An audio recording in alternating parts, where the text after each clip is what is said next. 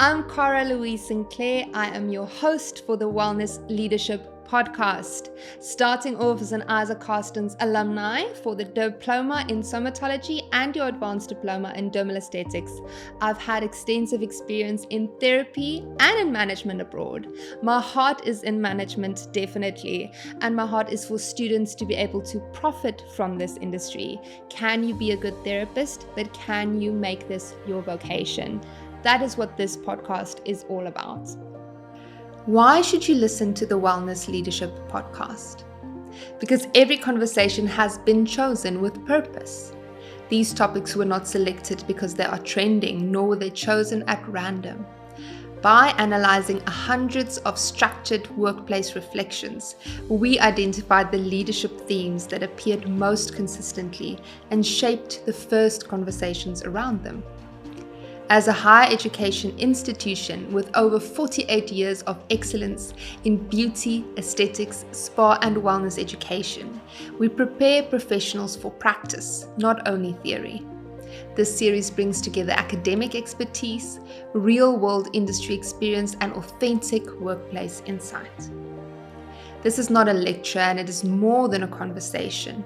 It is designed to help you understand the leadership principles behind successful businesses and translate them into practical actions you can apply, whether you're leading a team or preparing for your first leadership role. Subscribe to gain fresh perspective, practical insight, and leadership ideas that help strengthen the future of the wellness industry.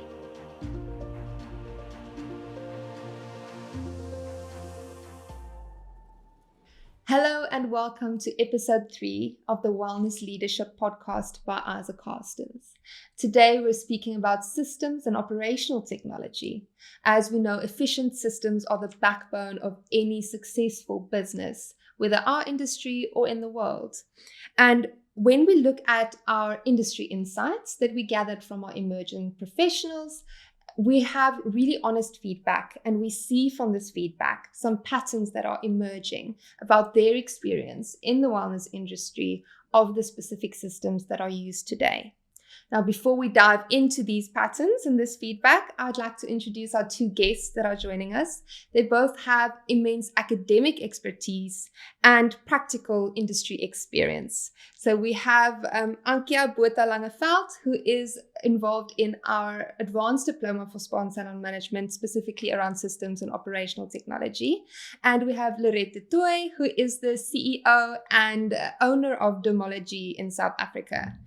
Welcome, and I would like, Ankia, for you to just tell us a little bit about why you're involved in this podcast today and what your insights you could give us.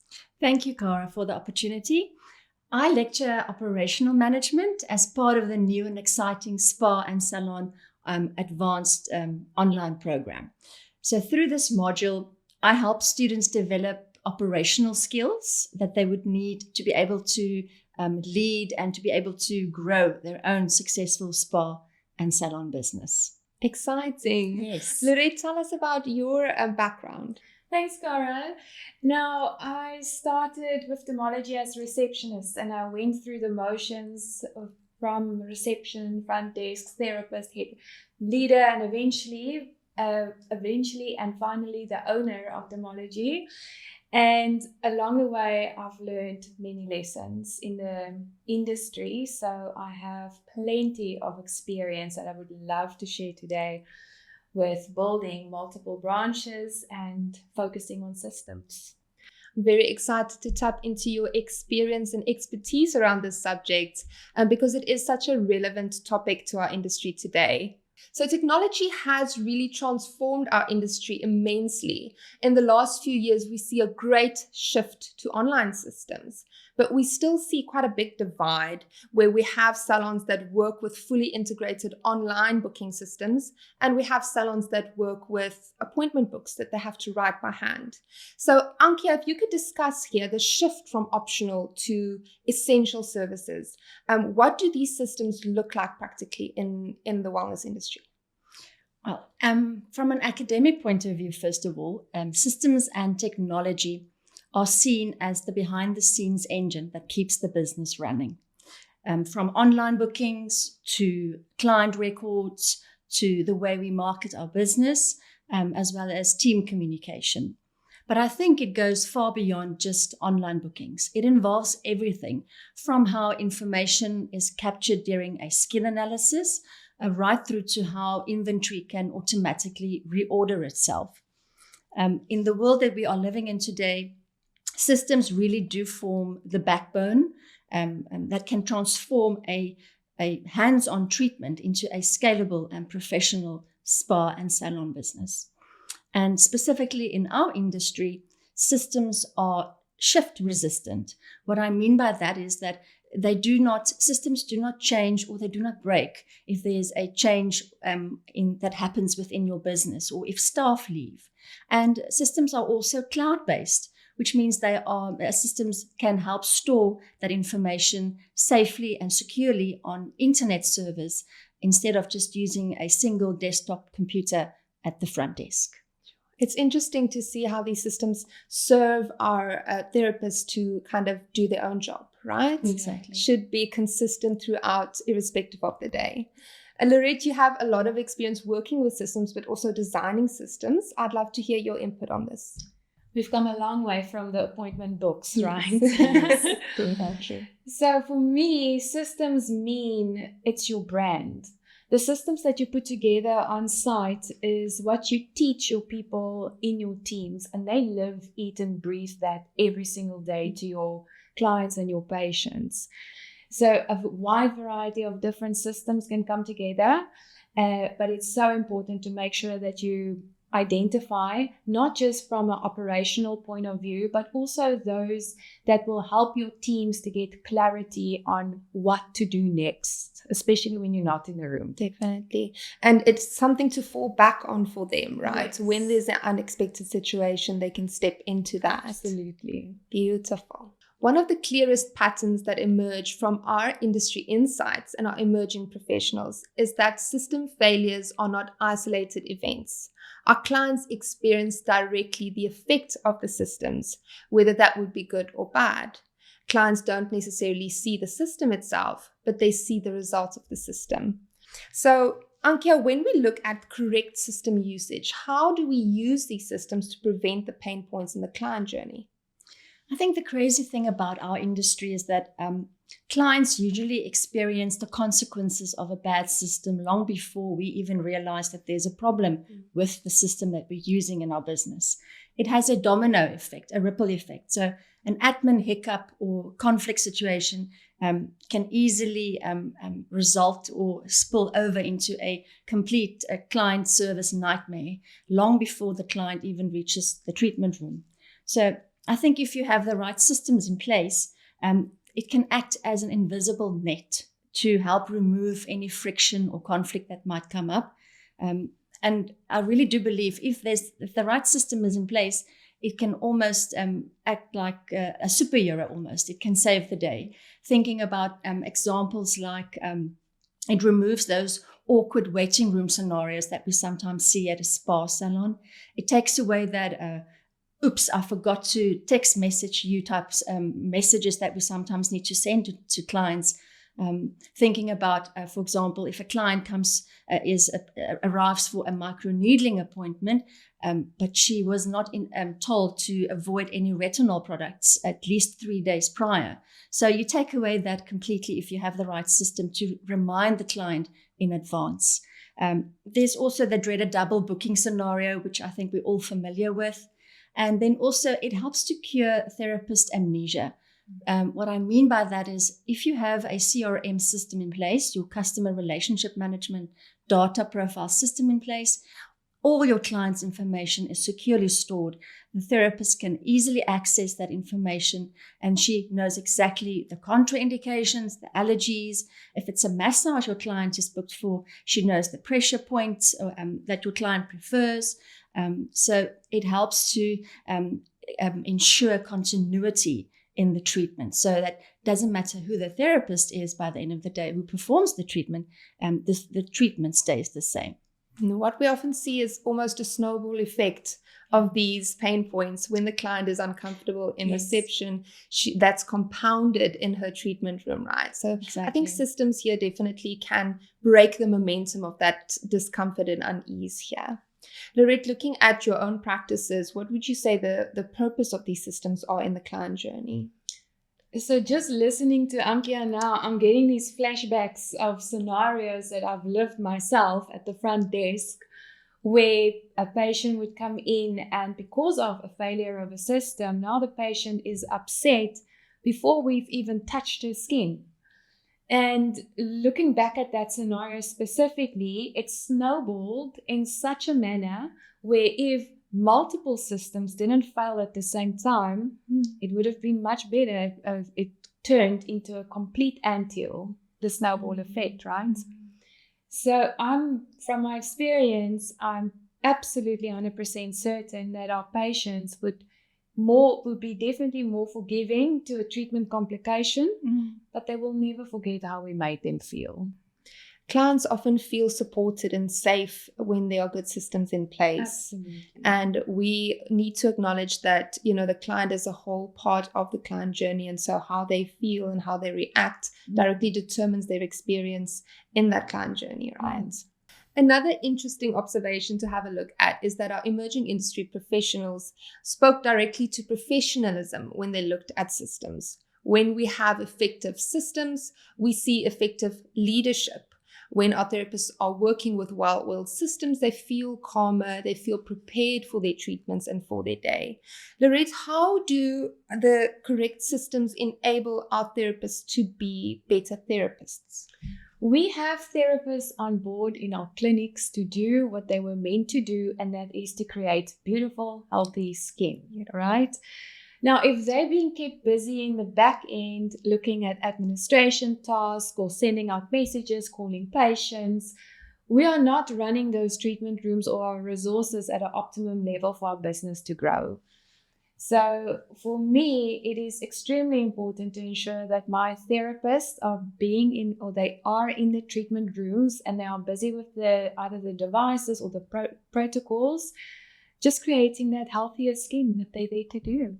I think that's a very important distinction. When they know what they're there for, it makes them much more prepared to deal with unexpected situations. It also eliminates that any complications that might arise because now their head is not in the game. So now they're being kept busy with an admin task that wasn't dealt with properly. Maybe they rushed that and now they rush their treatment. And we all know what happens then.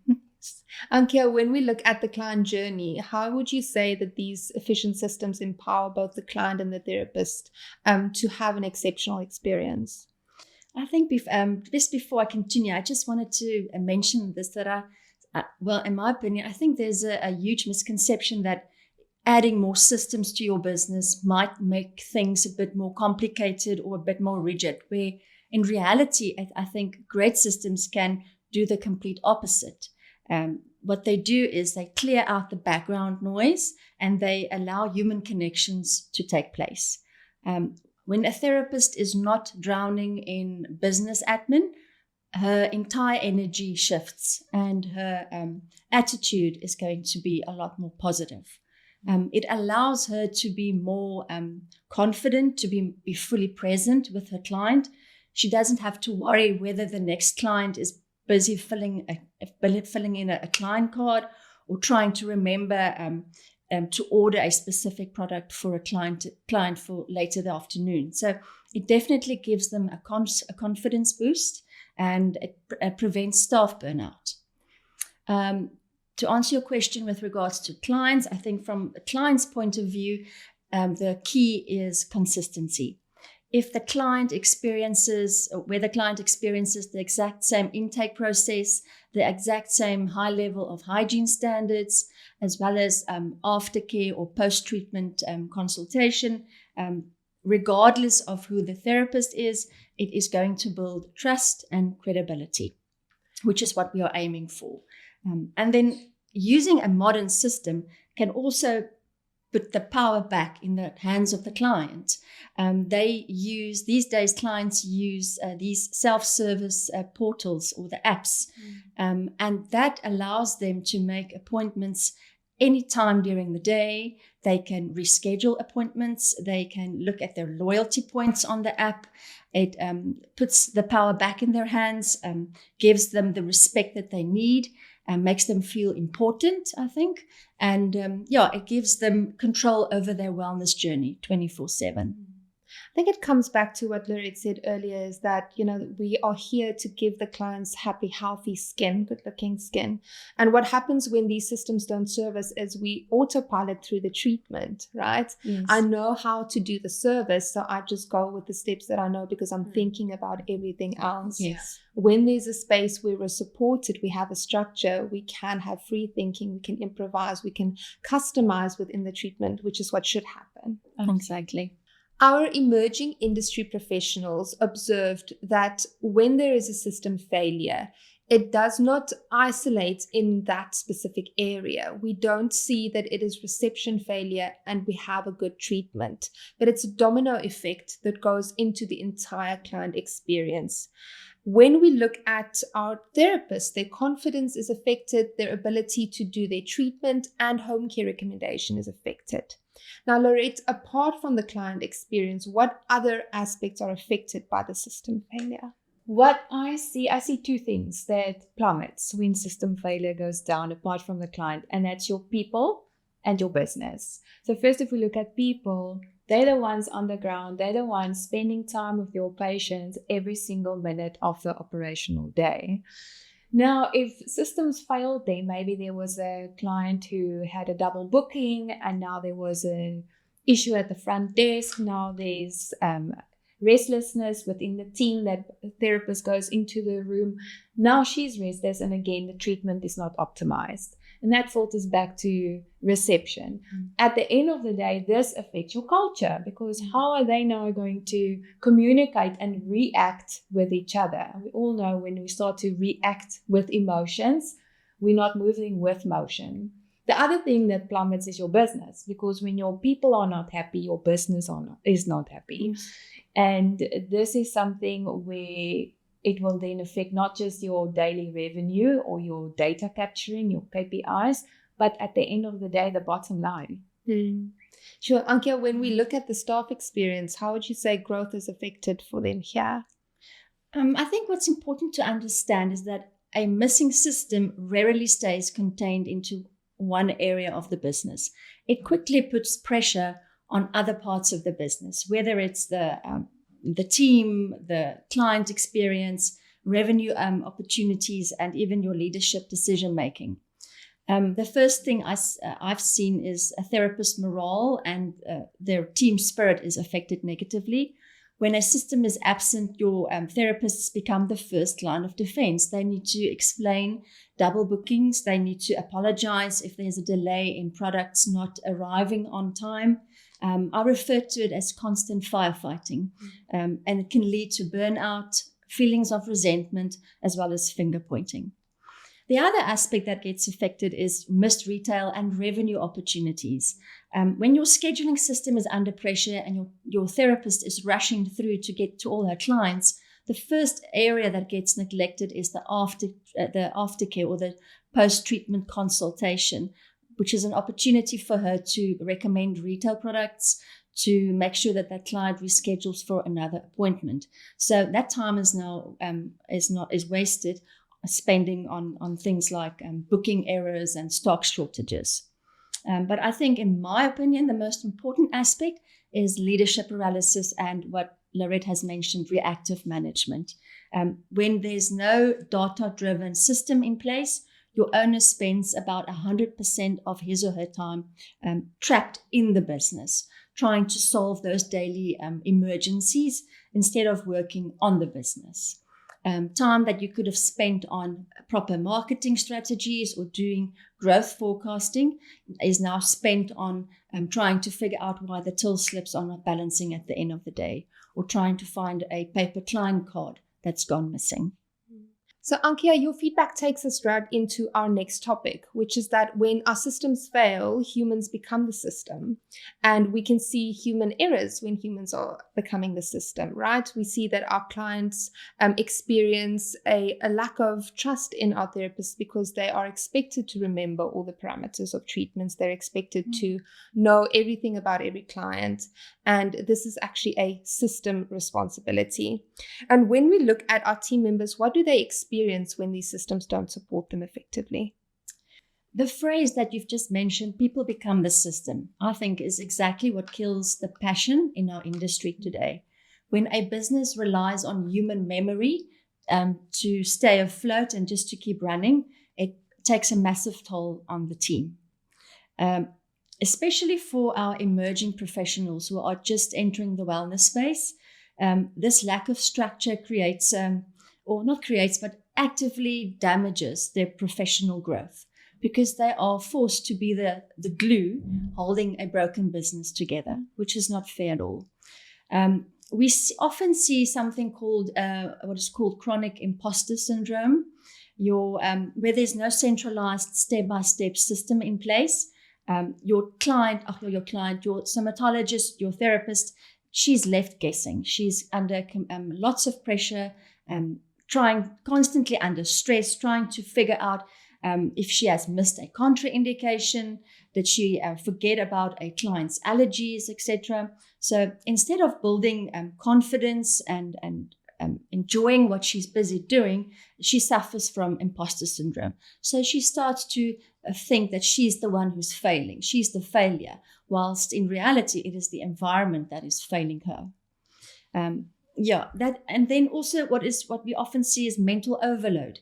Therapists, they are supposed to be focused on their client, providing a professional and comfortable service, but instead they are mentally tracking, physically present with a client, but in their mind they are not present, thinking, oh, I hope the receptionist has charged for the extra serum that we're using in this treatment today, or I hope I have enough products for my 3 p.m. appointment this afternoon. So this constant mental multitasking causes extreme anxiety and stress. So not only is your therapist physically tired at the end of the day, she's also mentally exhausted from having to carry the business admin as well. Very important. I think, it comes back to the therapist has to be a therapist, right? Lourette, what pain points can you identify in the staff experience here? Something that screams to me when we speak about these kind of things is benefit of the doubt. Now, if you ask any of my team members today, what is something I always say to them in every single meeting? It's benefit of the doubt. It forms part of our culture, and we'll speak a bit about culture a bit later. But when you have someone in your team and you don't give them benefit of the doubt, especially when the system fail and you immediately go for the blame culture and just start reprimanding, you're going to break confidence. And that person is not going to try it again the next time because now they are scared. And when it comes back to your emerging specialists in our industry, I see it so often when we get new people on board and they maybe spent their first 3 years at another establishment where culture wasn't identified, where leadership wasn't identified, where clarity wasn't created. They're broken. They now have a certain mindset and a visual aspect of what it should look like in a new clinic setup. So they come on the back foot, always on guard, because they know they have to defend themselves around every corner now. And what happens next? If you have someone like that, especially the newbies in our industry, the young ones, they get exposed to this kind of leadership or management, I should say, and then they leave. They go and try and find better places, better spaces, and sometimes even out of the industry. So that's what I've seen that will happen with broken systems. Something that stands out to me from what you said is that it does not give them the opportunity to grow. They can't take initiative there because they have to manage all these other things. And when we have employees in our team, we would assume that we've appointed them for their knowledge and for their capacity to do their own job, which we then inhibit by not providing them with the right structures and the right resources. Looking at our emerging industry professionals, of course, they experienced good systems as well. It's not only bad things. And we see that we can learn from the industry in this point on what to do and how to approach things in the right way. Lourette, what leadership failures would you say result from poor system utilization, and what would be correct practice? When we look at business, the first thing we want to do is we want to grow business, right? As the leaders or managers or owners, we want our businesses to flourish, but not everybody is always willing to change for that. And with business growth or with growth, nothing will change if you don't change, if you don't change your system. So if you don't check out that appointment book and go online, it's not going to make a difference. So that's absolutely something that I've noticed, is that people want to grow their businesses. They want to expand to more locations, or they want to grow their teams, or they want to buy that exciting laser machine, but they are not willing to move the location for a better market or up their pricing to be a more of a prime establishment, or employ more therapists, or invest in consistent training and not rely on your training you had 10 years ago. So absolutely, the change equals growth equation is crucial. Sure. I think it's important to see here that your growth cannot happen if you're not open to the discomfort of change. Absolutely. Right? Very important. It's always overwhelming and uncomfortable. At the start, I think. And Ankia, what leadership failures have you identified here? Just first of all, I think, again, from an academic point of view, business, it is a reflection of its leadership, first of all. And that I think it's important to remember that systems, they don't fail on their own. They fail because of how leadership treats them. Some of the leadership failures that we've picked up on is what we call the blame game culture. When there's a double booking or product runs out, a weak leader will automatically blame the receptionist or the therapist. But what they fail to realize is that every mistake that is happening is actually a system failure in disguise. The other thing that we've seen is what we refer to as the hero complex, micromanagement. Some owners, they just love being the only ones who can solve the problems of the day, almost like a superwoman or superman. And the reason is because there's no documented SOPs in place, your standard operating procedures. We talk a lot about SOPs in our operational management module, and that is a structured guideline to help your team.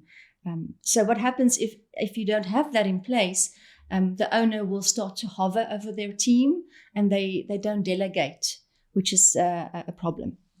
And then I think for me, most importantly, is inconsistent standards. A leader will lose credibility if rules change based on their mood for that specific day.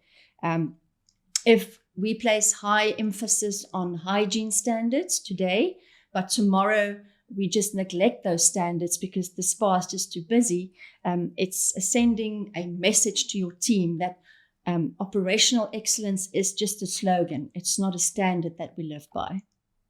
I think that is very important. There should be a standard that is consistent throughout. And luckily for us, systems enforce that standard. But it is very important. I would like to hear, Lourette, your feedback on that, having 5 different branches. How would you enforce that standard on 5 different branches? So it's not easy, and it's something that needs to happen consistently. Ankia is using that word a lot, and I want to also emphasize that word. If it doesn't happen every day, it can break. It's something that has to be maintained and reevaluated and made better. Remember, we can't keep doing the same thing that we did 5 years ago now, because it worked then. The world is different the next year. So it needs to be maintained all the time. But in the Dermology world, what we do is we have constant check-ins, and there's 2 very crucial things that we've implemented. The one is on a leadership level. It's called DLX, Dermology Leadership Experience. And this is where we say our leadership skills out loud. We explain what it means to each other, and we hold each other accountable to it. And then the other one is called, it's the Dermology culture. It's the Dermology difference. And every single person who comes into the team gets introduced to the Dermology difference in way of a training or a module that runs over a few weeks. And this says to them exactly from how we deal with our patients to how we speak to each other. Benefit of the doubt, obviously, is a big chapter on its own in there. And this is something, then it's the blueprint. Now, nobody has to be scared to hold each other accountable, because that's something when it happens in a team, especially a leader might go back and say, I don't know how to address this situation. But then they know, because this is not the Dermology difference. It's on paper. It is encouraging for us to see from our student feedback that there's not only ineffective systems in the industry. We see when systems are in place and they're working, that leaders can do their job. Leaders can lead instead of just doing the firefighting that you spoke about, Ankia. So looking in contrast, we spoke now about how our systems can enable therapists to be better therapists. But how would you say leaders benefit from systems in their capacity to lead? I think industry leaders understand that systems are there to support them, not to control them. When the right system is in place, the right technology is used, operations almost become invisible. It allows leaders to focus on what's important, on their team, on their clients, and on their culture as well, that they want to create in the business. Effective systems, I think, become invisible when they remove friction points, when they remove the conflict situations, rather than creating it. That is definitely so. So when it works smoothly, seamlessly, and just consistently again, in such a way that people almost stop noticing it and trust that the system will do its job. Lourette, what do you see working in the industry and in your own practices? I'm going to use a recent example that we've experienced. Going from 1 clinic to 5 clinics happened relatively quickly. The moment I had that, it was a lifelong dream. I've always wanted to do that. However, being a manager for the first branch for so long, and that's something I absolutely love doing, is leading a business and a team. I ended up trying to do the same for 5 branches, despite having a leader at each branch. But that whole thing about I'd rather do it myself than it's done properly. So I fell in that gap. And you become the bottleneck. And before you know it, every single person in your team WhatsApps you for permission. And small decisions. So what I learned there is the biggest thing that you need to set out, the system there, is clarity. When they have every single person in their position, when they have clarity on what's expected from them, what they are allowed to do, the decisions they can make and that they should make quickly and effectively, then everything starts to run smoothly in the background, and your WhatsApps gets less and less and less, and anxiety levels go down and down. So it's really important. My theme word for this would be clarity, and that's what people are getting right now. Back in the day, we didn't have this wonderful course, this leadership course, to show you how to lead a clinic. And what did we do when we walked into clinics? We just winged it. We did what we saw happen to us on the ships or walking into your clinic. And eventually, when you became a leader, you just developed your own style from what you've seen, you took what you liked, you ditched what you didn't like, and you developed your own style. But now there is that opportunity to actually get that exposure and see exactly what it takes to be a effective leader to grow your people and your business. I'm seeing from what you're talking about, your feedback, that when we have clear systems, there's momentum, right? Absolutely, And that momentum creates growth, because every time we don't have clarity, every time we have to check in, there's a break in that movement, in that growth. Yes. And so having clear systems, having our leaders, as you say, in your branches, when they know what to do, there's a whole movement, there's a momentum for growth. And that's what we want. We want to see that growth and that authority within our leaders. And it empowers them as well. You want your leaders to feel empowered, be empowered, because then they're going to become innovative. Technology plays such an important role in our businesses now, and we see it coming to the forefront more and more as our clients enjoy utilizing it. But the wellness industry has always been, and I believe will continue to be, a deeply human practice. And when we look at best systems, we don't want it to necessarily replace the human touch, but we do want it to replace the human error. Ankia, what problems in our systems arise when our systems are underutilized?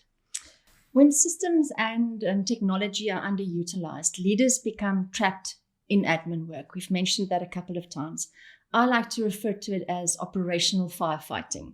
Time that should be spent connecting with your team, with your clients, doing valuable training sessions, is now used to fix booking errors or try to manage your stock shortages. So ironically enough, if you look at it from another point of view, not using technology effectively often reduces human connection, the opportunity to create that human connection rather than protecting it. When therapists, when your team, when they become distracted by inefficient processes, they have less energy for the client that is sitting in front of them. There are two aspects. There are certain aspects of wellness leadership that I think will always remain deeply human-centered or person-centered. Having empathy for someone, having emotional intelligence, being able to have those difficult conversations with your team members sometimes, being a mentor to your team members. I think creating a positive team culture cannot be automated. It is human-centered. Technology, I think, should handle the transactions. They should look after the admin and allow people to focus on people, on client relationships. In the wellness industry, systems may support the client experience and the journey, but ultimately it is the human connection that is defining it. Something that comes to mind immediately when you speak about the systems is whenever we have to do stock take, there would be a whole day out of the management team's The dreaded stock take days. Yeah. And it takes away from your engagement with your team, your capacity to deal with unexpected errors in administration. And it really puts a break in that momentum that we want to have a look at. So that is something that systems really need to take care of. Lourette, when you look at systems, what do you think should stay human-centered? It makes me think of back when we went online. Now, at Dermology Stanton, we have a front desk coordinator, a specific one. She's called Sandra. Yes. And Sandra has named herself the face of Dermology. And I 100% agree with that. She will put a smile on anybody's face. If you walk into Dermology with a cloud over your head, she'll turn that into sunshine. She's that kind of person. Plus, you'll know that she's got 5 children and. Now, when we went online and I explained to Sandra and the rest of the front desk team how much it's going to change their position at the front desk, what they don't have to do anymore, what's now automatic, she was confused and she just looked at me and was like, what am I supposed to do now? I said, Sans, you can go back onto the floor and go look after our people. That's what you were born to do. She has such a specific greeting when the people press our button from downstairs. Then she greets them. She brings them in. I'm not going to do it here. You're going to have to come visit. But that greeting that she gives them, doesn't matter who you are, doesn't matter in what mood you are, you will come up those stairs with a big smile. Yeah. It's beautiful. It's amazing to see how when the system is in place, it allows your staff to flourish. Yes. Right? What we said earlier, just about succeeding, you don't want to, on a profit line, see a difference, but your team is not happy and growing. Yeah. And having that allocated responsibilities makes it much easier for the business to grow. So business professionals, and especially our listeners here today, might resonate a lot with what we've spoken about. And I think it can seem very overwhelming when you come to realize the gaps in your systems in your own business. When we look at our content for today, from an educational perspective, Ankia, where would you say our leaders need to start when they see these problems? I would suggest that you start with systems that affect your clients, your team, and your cash flow directly.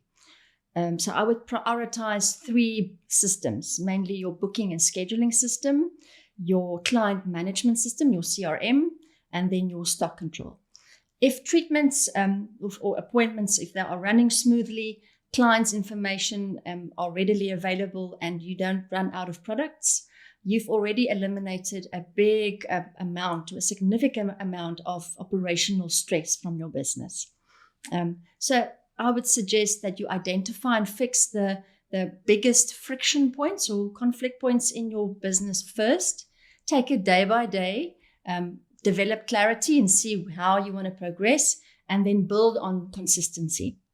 And just remember, from an operational point of view, operational achievements are usually the result of many small but very intentional improvements that are done consistently every day. Again, consistency, coming back to that, hey? Yes. And Lourette, what would you say needs to be prioritized when we see a big amount of problems in our systems? The first thing or word that comes to mind is overwhelmed. So especially when, say for instance, if I take a leader through DLX, so a leadership course at Dermology, then the first thing that you recognize from them is, I'm overwhelmed. I don't know where to start. They just climbed into their Ferrari and the engine is revving, but they're like, should I go or not? And I don't know where to go. Yeah. And then there's 2 things that can happen. So you can either go and not do anything or you pin it and you're like, I must do that. I must, but you never do it. Or you start, and it's the way you start that will make a difference. So in my opinion, feeling that overwhelmed feeling is amazing. Great. If you're feeling overwhelmed, yes, it means that we woke something up and that you took something in. Now what we need to do is start. And I fully agree with Ankia. Choose one thing. Start with one thing wherever in your business and do it. Do it proper. Complete it, then go on to the next one. And we're going to bring in that word again, consistent. You have to be consistent by ticking your boxes, getting it done one by one, and that's where you're going to start seeing the results. Very important distinction that you made between having a plan and implementing the plan. We can have the idea of a perfect system, and oftentimes it's so easy to acquire the information, but to implement it and to consistently check up on it, that is what's important. So we've covered a great deal of information today, but I think the important thing to see here is that systems is not purely operational. It's not purely online systems. It transcends through our teams, through our culture, and into our leadership capabilities. If I could ask our speakers today to give some practical takeaways on our information, what would you say our listeners need to begin applying, Ankia? I would suggest that you what we call audit your technology. Have or take an honest look at your systems and technology that you are currently using in your business, and then ask yourself, are these systems helping me? Are they saving me time? Are they helping me to reduce mistakes? Are they improving the client experience, which is so important? Or are they just creating more headaches and more frustration? So be honest when you look at what is currently in your business. And then also create more time for people. Ask yourself, what can I automate? What can I streamline so that I can spend more time with my team, my client, and creating a proper culture in my business? in the wellness industry, technology should handle the transactions, should take over the admin, so that people can focus on relationships. And then I think in conclusion, remember that operational excellence, it is not created through one big investment, technological investment. It's built through small intentional improvements done on a daily basis, consistently, so that you have more time to spend on what is most important, and that is your team and your clients. And Lourette? So I'm going to talk about clarity again, because I feel that is something you need to create. If you don't have it, you need to create it.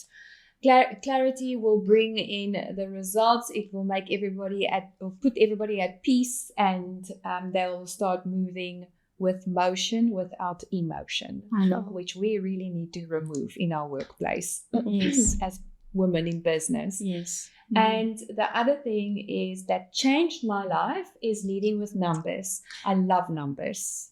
They don't lie. You can do your daily KPI tracking. It's data analysis. Your front desk can do it. At the end of the month, you have a whole story laid out in front of you. And based on that story, you can now implement for the next month, the next year, when it comes to upscaling and growth. For instance, you can finish your month at R1 million turnover and you think, yes, it was a great month. But then when you look at those KPIs and you see, only 10% of my clients rebooked, or I had 15% of my volume had cancellations and they never rebooked. So something went wrong there. Why didn't they rebook? They cancelled and rebooked. Then there's 1,001 other KPIs that you can track that way. Or maybe you only got 5 new consultations this month, which means that you're not reaching new clients really, which means you're not going to grow. So what does next month look like? So based on all these numbers, it comes up as this beautiful story, this fairy tale, and you can just identify and implement from there. And then the last thing is you need to involve your people. If you are running a business and you're sitting at a desk, or maybe you are seeing clients, but you have other people who also speak to your clients on a daily basis, they do treatments on them on a daily basis, they hear feedback from those clients. They hear firsthand what the patients want or what the clients want, what they're asking. I saw this on Instagram, do you have it? Or I see, what is that treatment that makes the little dots in the skin and the skin pulls tight? Yeah. Then you know there's a factor of CO2 versus erbium that needs to be discussed. All these different things. If you have a new POS that you want to install in your system, but you're not the one working with the POS, why are you looking at it? You need to bring the people that works with it on a daily basis so that they can look at the demo and they can ask the questions to the supplier. Can it do this? Will it do this? In the case of this, or we are currently experiencing these issues of this system. And then based on that, you can make your final decision. Yeah. So those are my 3. I always say, if you have the right people in the right positions using the right technology, all you have to do as an owner is get out of the way. Absolutely. Then everything else will work. And definitely that our systems are person independent, that our systems run so well that it's not in need of that hero complex in our manager, that we can have the systems running when the specific person is not present. In today's conversation, we've seen that systems alone cannot guide a business to success, but that we lead leaders to use these systems effectively to have a sustainable wellness enterprise. And coming from a therapist point of view, stepping into management, oftentimes our managers have mostly experience to guide them.